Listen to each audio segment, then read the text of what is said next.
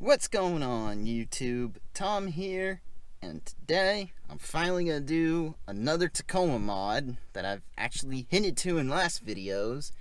Haven't done it yet, just simply because I just haven't had the time to bother to do it.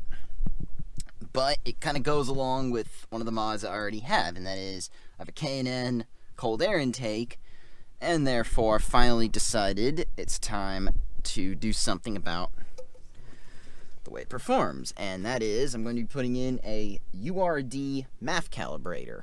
I'll put a link to the URD website below where I got this from. This particular one is for the 4-cylinder Tacoma, and it's the version 2, which is, I believe, 2008 and up Tacoma. It might be 2009. Either way, somewhere in the middle of the second gen Tacoma, they went to a new ECU, and of course these work all the way up to 2015 Tacomas.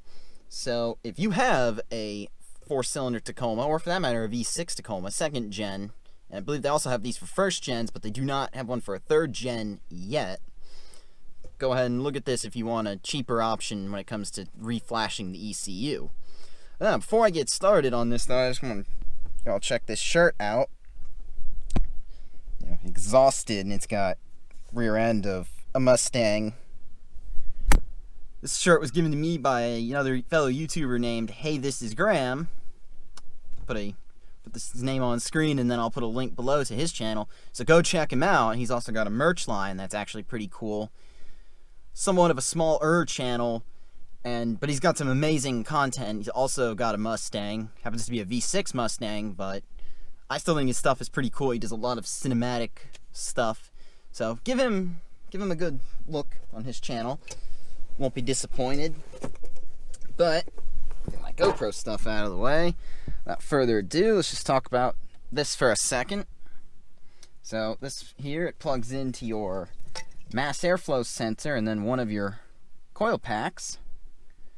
And it's going to essentially help the ECU compensate for a cold air intake. Your cold air intakes, of course, add more air. And the problem is your ECU is calibrated for a stock air intake and that stock amount of air. So, of course, as you know, your ECU has to compensate. But the problem is, by having the more air, it's also probably compensating incorrectly. So, one of the reasons the air intakes you get a lot of noise is just, one, you're removing a resonator, but two, because it's trying to suck in so much air and it's really not going anywhere. So what this does is it adjusts your fuel trims in the what they call the closed loop mode. That's low throttle areas. It adjusts your fuel trims and kind of sets it closer to where you want it, more ideal. And then in your open loop mode, it redoes the fuel mapping, which the open loop mode is usually your full throttle and high RPM, where of course it relies on a predetermined fuel map. And of course it puts a better map that's more ideal to the amount of air coming into the truck and helps adjust for it. So if anything, it's a very good idea to do this. And now, people will tell you, oh, you can do an air intake, no tune required. That's the way they sell air intakes. Well, the problem is, they realistically do need a tune. And yes, you can go without one. I've had my K&N in for over 10,000 miles. Actually, not over 10,000, right around 10,000, and I've never really had a problem with it. But if you want to get the most out of your air intakes, you're going to have to do something similar to this. Most people will just reflash the ECUs, but as anyone who owns a Toyota knows, that's very expensive and not necessarily the easiest thing in the world to do. So to install this, you're going to need either self-tapping screws or some way to mount this module to your firewall. I'm doing Velcro just because I don't want to bother with self-tapping screws, and at some point I want this to come back out. Eventually, I do plan to sell this truck and trade it in for a new Tacoma. Recommended, but I guess not necessarily required, are zip ties. Mostly to keep this harness in place with your harness in the truck. And then, that way wires just don't go everywhere. And then some form of tool to remove your battery. I guess not necessarily required because it doesn't say in the directions, but common sense tells me that when you're working with wiring, go ahead and unplug the battery. Alright, so without further ado, I'm just going to go ahead and get under the hood and I'm going to get going.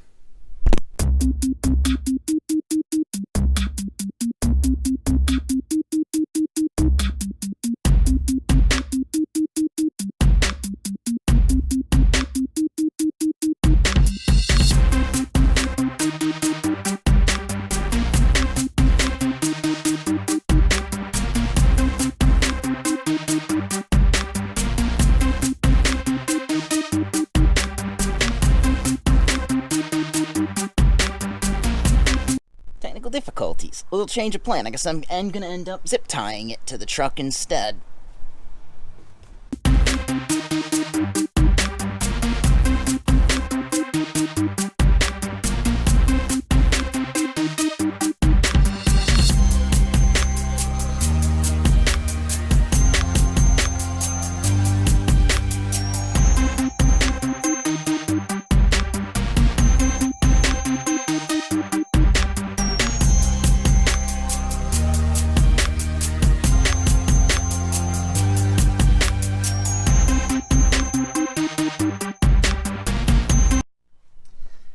See, another problem. When you're short, gotta get a step stool just so I can even reach everything in here. Be right back.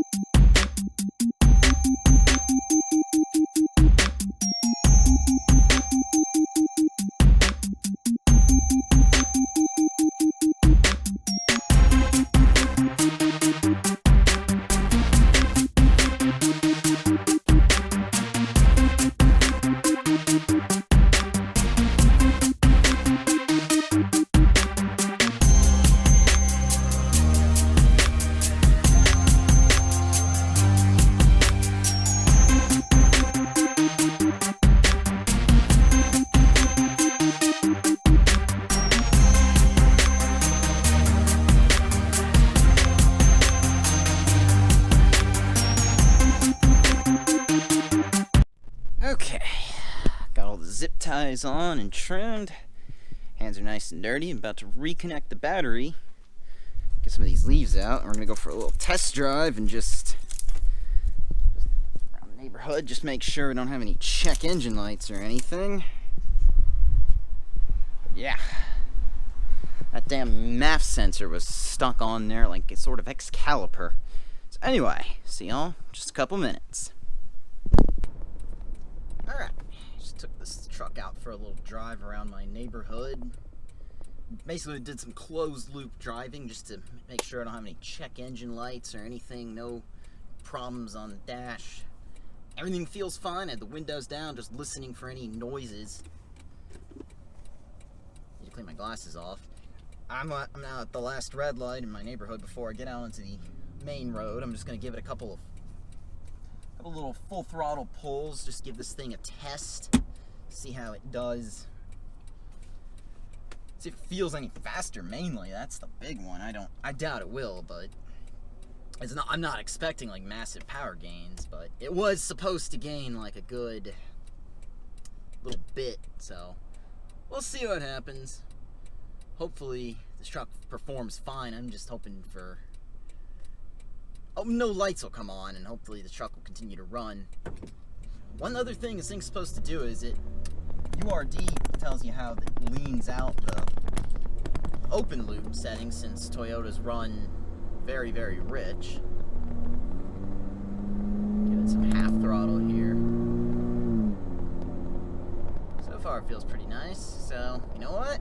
No one's in front of me. Just gonna send it. You guys silly? I'm still gonna send it.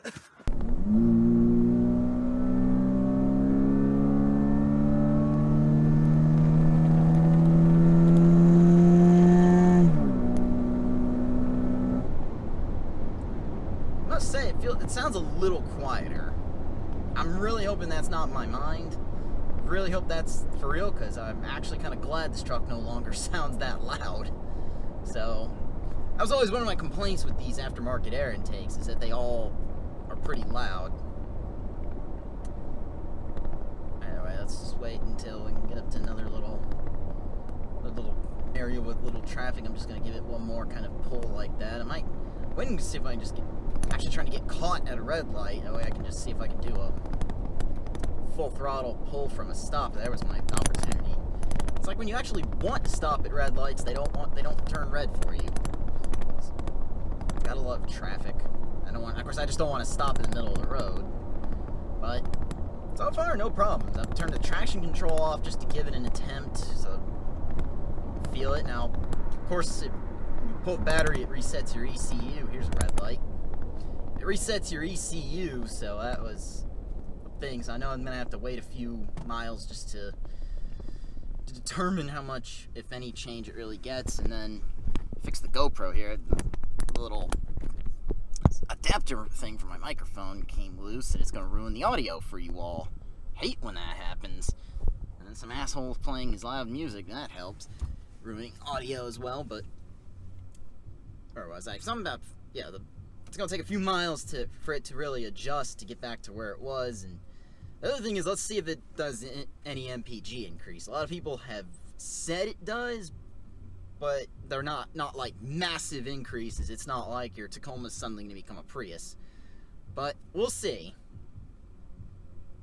Yeah, no one thinks you're cool, dude. Loud music is a sign of you're compensating for something. Just saying. I'm the loud exhaust guy myself, but that's me. Anyway, now we wait for this light. I do love red lights around here. Said no one ever. And nope, still got, oh man, a guy making the illegal turn from the wrong lane. That's typical of Florida traffic. Okay, come on. Come on.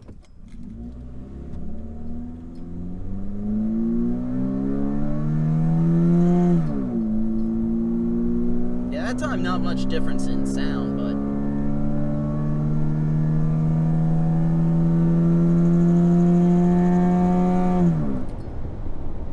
definitely feels a hair quicker. I think that was a good way of just kind of unleashing all of the power in this air intake.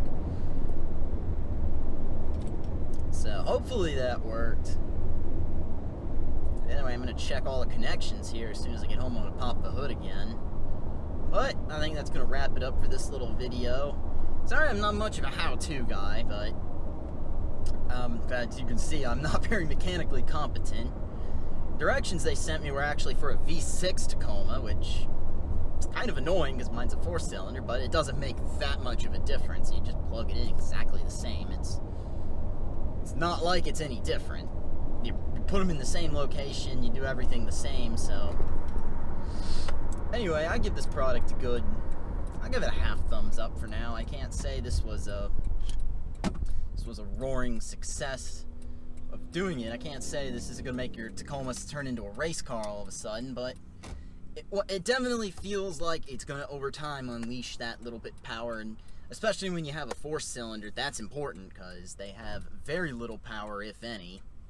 So anyway, let me know in the comment section below what you all think about this. Do y'all want to see more of a Tacoma build too? Because even though I do have the Mustang on the way, I don't plan to stop doing Tacoma content. If you like this video, go ahead and leave a thumbs up. If you're stopping in for the first time, go ahead and subscribe, because once again, you know exactly what. Please help this channel get to 1,000 subscribers. Take care. Have a good day.